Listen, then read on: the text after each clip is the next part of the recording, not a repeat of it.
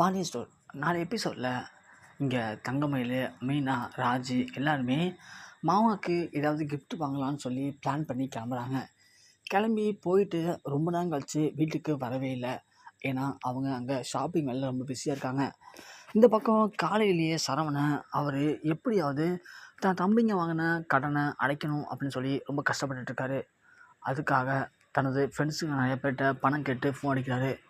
ஆனால் யாருமே பணம் தரதா இல்லை. ஏன்னா எல்லாருக்குமே ஒரு சில கமிட்மெண்ட் இருக்குது. அதனால் எல்லாருமே தட்டி கழிக்கிறாங்க. அதோட 1 மாதம் ஆகட்டும் 2 மாதம் ஆகட்டும்னு சொல்கிறாங்க. இதனால் சரவணனுக்கு என்ன பண்ணுறதே தெரில. ஏன்னா ஏற்கனவே செந்தில், கதிருக்கு 2 பேருக்குமே அப்பாவுக்கு பிடிக்காது. ஏன்னா 2 பேருமே அப்பாவுக்கு பிடிக்காம திருமணம் பண்ணிக்கிட்டாங்க. அதனால் அப்பா 2 பேர் மேலேயும் கோபமாக இருக்கார். அதோட இப்போது இந்த பண விஷயம் மட்டும் தெரிஞ்சுன்னு வச்சுக்கோங்க, கண்டிப்பாக அப்பா நாம் பண்ண தப்புன்னு தெரிஞ்சால் கூட அவங்க மேலே தான் கோவப்படுவார். அதனால் எப்படியாவது தம்பிங்க மாட்டாமல் இருக்கணும். அது மட்டும் இல்லாமல் எனக்கு தெரிஞ்ச வரைக்கும் எப்படியும் தம்பிங்க கடையிலேருந்து தான் பணத்தை எடுத்திருப்பாங்க. அதனால் இந்த பணத்தை கொடுக்கலனா கண்டிப்பாக பிரச்சனை ஆகிடும் அப்படின்னு முடிவு பண்ணுறாரு. சரி, வேறு வழியே இல்லை. நம்ம தங்கமயிலுடைய ஏதாவது ஒரு நகையை மட்டும் எடுத்துருவோம். எடுத்து அதை அடகு வச்சாவது பணத்தை ரெடி பண்ணி தம்பிகள்கிட்ட கொடுத்து இப்போதைக்கு பிரச்சனையை தம்பிங்க பக்கம் வந்து மாற்றிடுவோம். ஏன்னா பாவம் தம்பிங்க, அவனுங்க எப்போதுமே அவங்களுக்கு ஆசைப்பட்டதை ஏதாவது பண்ணணும்னு நினச்சி பிரச்சனை மாட்டிக்கிறாங்க. அதோட அப்பா கிட்ட இவனுங்க மாட்டிக்கிட்டு முழிக்கிறானுங்க பாவம். அதனால் இப்போதைக்கு அவங்கள காப்பாற்றுறது மட்டும்தான் முக்கியம். சரி, அதனால் நம்ம தப்பு பண்ணுறதுல பிரச்சனை இல்லை. ஏன்னா நாம் தப்பு பண்ணாமல் இருக்கணும்னு நினச்சோம்னா கண்டிப்பாக அன்னைக்கே, அதாவது ஹோட்டலுக்கு 5000 ரூபாய்க்கு 25,000 ரூபா கட்டணும்னு நினச்சப்பயே நாம் அப்பாவுக்கு கால் பண்ணி சொல்லியிருக்கணும். ஆனால் அன்றைக்கி நம்ம கால் பண்ணி சொல்லவே இல்லை. அந்த தப்பை மறைக்கிறதுக்கு தம்பிகள்கிட்ட உதவி கேட்டோம். தம்பிங்க அதனால் பணத்தை ரெடி பண்ணி கொடுத்தானுங்க. இப்போது ஒரு தப்பை மறைக்க தம்பிங்க பண்ண தப்பு வெளியே தெரிஞ்சுது அப்படின்னா கண்டிப்பாக நம்மளை விட்டுட்டு தம்பிங்களை பழி வாங்குவார் அப்பா. அது செட் ஆகாது. அதனால் நாம் பண்ணி தான் தீரணும். சரி, நமக்கு இப்போது ஃப்ரெண்ட்ஸ்கிட்ட பணம் கேட்டிருக்கோம். எப்படியும் ஒரு 10 நாள் 15 நாள் பணம் கிடைக்க வாய்ப்பு இருக்குது. அதனால் தங்கமயில் நகையை நம்ம இப்போதைக்கு எடுத்து போய் அடகு வச்சுருவோம். அது மட்டும் தான் ஒரே வழி அப்படின்னு சொல்லி தங்கமயில் நகை எங்கே வச்சுருப்பா? எப்படியும் அவருடைய பீரோவில் லாக்கரில் தான் வச்சுருப்பா. சரி, தேடி பார்ப்போம் அப்படின்னு சொல்லி சரவணன் தங்கமயில் நகையை தேடி பார்க்குறாரு. அப்படி தேடி பார்க்கும்போது சரவணன் தேடிட்டு இருக்கும்போதே தங்கமயிலுடைய லாக்கரில் தங்கமயில் ரொம்பவுமே பத்திரமா ஒரு பேக் ஒன்று வச்சுருக்காங்க. சரி, இந்த பேக் பார்க்கறதுக்கு ரொம்ப பளபளன்னு இருக்குது. அதோட ரொம்பவே மறைமுகமாக இருக்குது. இந்த பேக்கில் எதுவும் தங்கமயில் நகை வச்சுருக்க வாய்ப்பு இருக்குது, தேடி பார்ப்போம் அப்படின்னு சொல்லி தங்கமயில் பேக்கை திறந்து பார்க்குறாரு சரவணன். திறந்து பார்த்த சரவணனுக்கு காத்திருந்தது மிகப்பெரிய அதிர்ச்சி. ஏன்னா அந்த பேக்கில் தங்கம் இல்லை, அதில் தங்கமயிலுடைய பொக்கிஷம் இருக்குது. அதாவது தங்கமயில் அவங்களுடைய ஸ்கூல் லைஃப் 11ஆம் படம் படித்தாங்களே, அப்போதைக்கு ஒரு பையனை உருகி உருகி காதலிச்சிருக்காங்க. அந்த பையன் கூட கடைசியாக ஃபோட்டோலாம் எடுத்திருக்காங்க. அந்த ஃபோட்டோவை பிரிண்ட் போட்டு அவங்க ரொம்ப ரொம்ப பத்திரமா பாதுகாத்துருக்காங்க. அந்த ஃபோட்டோவை அந்த பேக்கில் வச்சு தான் பத்திரமா பீரோ லாக்கரில் வச்சுருந்துருக்காங்க. அந்த ஃபோட்டோ பார்த்தோன்னே சரவணனுக்கு மிகப்பெரிய ஷாக்கிங். ஏன்னா தங்கமயிலை பொறுத்த வரைக்கும் தங்கமயில் ரொம்ப நல்ல பொண்ணு, ரொம்ப ஷை டைப்பு, யார்கிட்டையுமே அதிகம் பேச மாட்டா. அப்படின்னு நினைக்கும்போது தங்கமயில் இந்த அளவுக்கு க்ளோஸாக அந்த பையன் கூட இருக்கான் அப்படின்னா கண்டிப்பாக இது சந்தேகம் இருக்குது அப்படிங்கிறத சரவணன் புரிஞ்சுக்கிறாரு. சரி, தங்கமயில் வரட்டும் கேட்டுப்போம் அப்படின்னு சொல்லிட்டு அடுத்தடுத்து பார்க்கும்போது தங்கமயிலுடைய சர்டிஃபிகேட்லாம் இருக்குது. அதாவது தங்கமயில் 12வது ஃபெயிலான சர்டிஃபிகேட் இருக்குது. அதை பார்த்து சரவணன் ரொம்பவே அதிர்ச்சி அடைகிறாரு. ஏன்னா தங்கமயிலை பொறுத்த வரைக்கும் அவங்க அம்மா சொன்ன விஷயம் ஞாபகத்துக்கு வருது. தங்கமயில் நல்லா படிக்கிற பொண்ணு மாப்பிள்ள, இருந்தாலும் எங்களால் அவளை அடுத்தடுத்து படிக்க வைக்கிற அளவுக்கு வசதி இல்லை. அதனால் எம்ஏ இங்கிலீஷ் லிட்ரேச்சரோட முடிச்சுக்கிட்டோம், அவ்வளோதான். அது மட்டும் இல்லாமல் தங்கமயிலுக்கு நிறைய படிக்கணும்னு ஆசை. அதனால் கல்யாணத்துக்கு கூட ஒத்துக்கலை. நாங்கள் தான் வலுக்கட்டாயம் பண்ணி கல்யாணம் வச்சுருக்கோம். அதனால் எங்கள் பொண்ணை பத்திரமா பார்த்துங்க மாப்பிள்ள அப்படின்னு அவங்க அம்மா சொன்னாங்க. ஆனால் இங்கே பார்த்தா தங்கமயில் 12வது பாஸ் பண்ணல, 12வது ஃபெயில் ஆயிருக்கா. மற்றபடி அவள் TC1 சர்டிஃபிகேட் இருக்குது. அவள் அதுக்கு மேலே காலேஜ் படித்த மாதிரி எந்த சர்டிஃபிகேட்டுமே இல்லை. அதோட ஒரு பையன் கூட ரொம்ப க்ளோஸாக இருக்கா. இதெல்லாம் பார்க்கும்போது அவங்க அம்மா சொன்னதெல்லாம் பொய்யா இருக்குமா அப்படிங்கிற மாதிரி சரவணன் யோசிக்கிறாரு. யோசிச்சுக்கிட்டு என்ன பண்ணு தெரில, சரவணனுக்கு தலைவலி ஆரம்பிச்சிருது. இதுக்கு மேலே நம்ம ஆஃபீஸ் போனால் செட் ஆகாது அப்படின்னு சொல்லி தங்கமயிலுக்கு கால் பண்ணுறாரு சரவணன். தங்கமயில் கால் பண்ணி எங்கே தங்கமயில் இருக்க அப்படின்னு கேட்க, மாமா நான் வந்து அம்மா வீட்டுக்கு வந்திருக்கேன் மாமா அப்படின்னு சொல்ல, நீ எப்போ வீட்டுக்கு வருவேன் அப்படின்னு கேட்கவும், இந்தா முடிய போகுது மாமா, அம்மா பார்த்து முடிச்சிட்டேன், வீட்டுக்கு வர வேண்டியது தான். சரி மயில், நீ வீட்டுக்கு வா, நான் இன்றைக்கி ஆஃபீஸ் போகல, வீட்டில் தான் இருக்கேன்.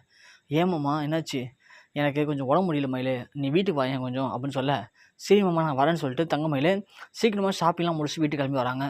வீட்டுக்கு வந்தோடனே நேராக ரூமுக்கு வந்துட்டு, மாமா மாமா என்னாச்சு மாமா, உடம்பு முடியலையா, தலைவலிக்குதா, நான் போய் காஃபி எடுத்து வரவா, தைலம் தைச்சுடுவான்னு கேட்க, அதான் இருக்கட்டும் மயிலே, கொஞ்சம் இங்கே உட்காரேன் அப்படின்னு சொல்லிட்டு உட்கார உடனே இந்த ஃபோட்டோ காட்டுறாரு. தங்கமயில் இந்த ஃபோட்டோவில் இருக்கிறது யார் தங்கமயில் அப்படின்னு கேட்க, தங்கமயில் டக்குன்னு அப்படியே அதிர்ச்சி அடைகிறாங்க. ஐயோ அவனா, அவன் நம்ம காதலன் ஆச்சு அப்படின்னு சொல்லி தங்கமயில் பேப்பர் முடிக்கிறாங்க. தங்கமயில் எதுவும் பேசவே முடியல. சொல்லு தங்கமயில் இது யார் அப்படின்னு கேட்க, மாமா அது வந்து எனக்கு என்னோடய ஃப்ரெண்டு மாமா அப்படின்னு சொல்கிறாங்க. சரி தங்கமயில் அது இருக்கட்டும், நீ என்ன முடிச்சிருக்குன்னு சொன்ன, எம்ஏ இங்கிலீஷ் லிட்ரேச்சரா, சரி மயிலே இது என்ன மயிலே அப்படின்னு சொல்லி அவங்களுடைய 12th சரி எடுத்து காட்டுறாங்க. 12th அவங்க ஃபெயிலாக இருக்காங்க. அதோட அவங்க டிசி இருக்குது. அதெல்லாம் பார்த்து தங்கமயில் ஷாக் ஆகிறாங்க. மாமா இதெல்லாம் உங்களுக்கு எங்கேருந்து மாமா கிடச்சிது அப்படின்னு கேட்க, மயிலே இது எல்லாமே உன் பீரோவில் தான் கிடச்சிது, நான் எடுத்து பார்த்துட்டேன்.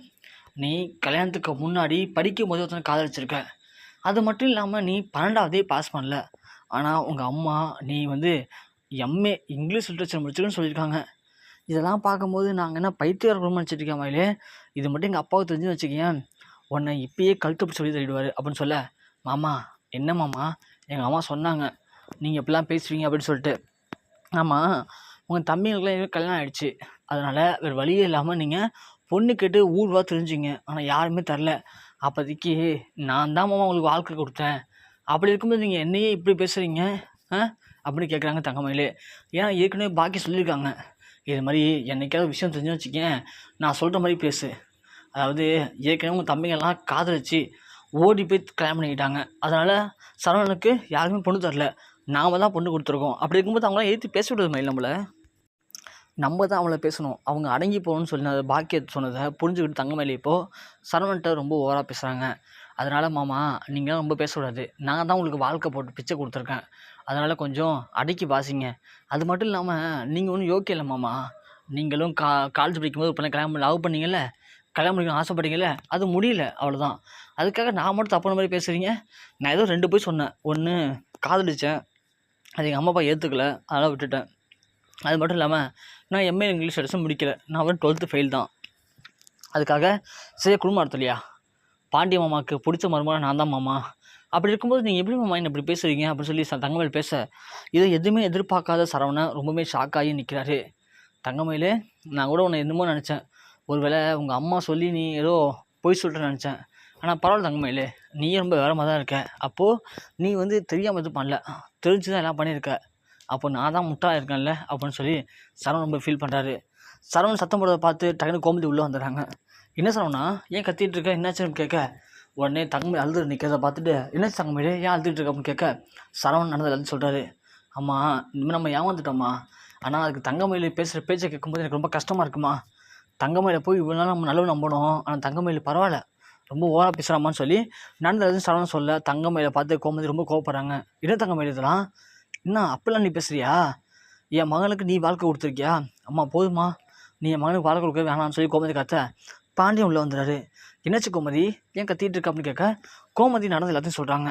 இந்த மாதிரி தங்கமயில் சரவணெல்லாம் ஏமாற்றிருக்கா, நம்மளே முட்டாக்கியிருக்கா, நம்ம தான் இத்தனை நாள் தங்கமயில தலையை தூக்கிச்சு ஆடணும், ஆனால் தங்கமயில் ரொம்ப சூப்பராக காரியம் பண்ணியிருக்கா, அதை கேட்டு சரவணனை அசிங்கப்படுத்த மாதிரி பேசியிருக்கா, இதுக்கெல்லாம் காரணம் யார், நீங்கள் தாங்க, நீங்கள் தான் தங்கமயிலுக்கு ரொம்ப இடம் கொடுத்தீங்க, பாவம் அந்த 2 பொண்ணுங்க வாயில்லாத பூச்சிங்க, ஆனால் தங்கமயில் இவ்வளோ பேச்சு பேசுகிறா, இவ்வளோ தப்பு பண்ணிட்டு தங்கமயில் இவ்வளோ தூரம் பேசுகிறா அப்படின்னா காரணம் யாருங்க அப்படின்னு கேட்க, பாண்டிய செம கடுப்பாகிறாரு. என்ன தங்கமயில் இதெல்லாம், உங்கள் அம்மா அப்போது சொன்னதெல்லாம் பொய்யா, அப்போது எனக்கு ஏற்கனவே கடலை சொன்னாங்க, தங்கமயில் குடும்பம் ரொம்ப ரொம்ப ஏழ்மையான குடும்பம், ஊர் ஃபுல்லாக கடை, அவங்களாம் 80 பவுன் போட்டு கல்யாணம் கொடுக்கறதுக்கு வாய்ப்பே இல்லைன்னு சொன்னாங்க, ஆனால் நான் தான் எல்லாத்தையும் நம்பினேன், அப்போ நீங்கள் எங்களை நம்ப வச்சு கழுத்தாத்துருக்கீங்க, நாங்கள் பார்த்தா எப்படி மாற்றுறது உனக்கு அப்படின்னு சொல்லி தங்கமயில் கேட்க, தங்கமயில் சரவணன்ட்ட பேசுகிற மாதிரி பாண்டிகிட்டே பேசுகிறாரு. என்னமாம்மா சும்மா ஓவராக பேசிகிட்டு இருக்கீங்க, எங்கள் குடும்பத்தை பற்றி பேசிகிட்டு இருக்கீங்க, உங்கள் குடும்பம் ஓகேவா, ஒழுக்கமாக குடும்பம் உங்கள் குடும்பம், அண்ணா இருக்கும்போது தம்பிங்கெல்லாம் ஓடி போய் கல்யாணம் பண்ணிக்கிட்டாங்க, அதனால் ஊரில் ஒரு பையன் பொண்ணு கொடுக்கல, எங்கள் அம்மா அப்பா தான் எனக்கு கல்யாணம் பண்ணி வச்சாங்க, எங்கள் அம்மா அப்பா மட்டும் உங்களுக்கு கல்யாணம் பண்ணி வைக்காம தான் வச்சுங்களேன், யோசிச்சு பாருங்கள், இன்னும் நான் வேறு நல்ல பையன் கல்யாணம் பண்ணியிருப்பேன், கவர்மெண்ட் ஜாப் இருக்க பையனை கல்யாணம் பண்ணியிருப்பேன், அதனால் கொஞ்சம் பார்த்து பேசுங்க மாமான்னு சொல்ல, பாண்டி செம்மையாக கடுப்பாகிறாரு. மயில் போதுமா, நீ வந்து எங்களுக்கு வாழ்க்கை பிச்சை போடவே தேவையில்ல, நாங்கள் தெரியாமல் வந்து உங்ககிட்ட குடும்பம் நடத்த ஆரம்பிச்சிட்டோம், நீ கிளம்புமா உங்கள் வீட்டுக்கு, உங்கள் அம்மாட்ட போயிட்டு சொல்லு, வாழ்க்கை பிச்சை யாரும் கேட்கல, நீங்கள் வந்து நல்ல ஒரு கவர்மெண்ட் ஜாப் இருக்க பையனை பார்த்து கல்யாணம் பண்ணிக்க சொல்லி அவளை கல்யாணம் பண்ணிக்கிட்டு சந்தோஷமாக இருமான்னு சொல்லி பாண்டியன் தங்கமயிலை பிடிச்சி கழுத்து சொல்லி தள்ளுறாரு.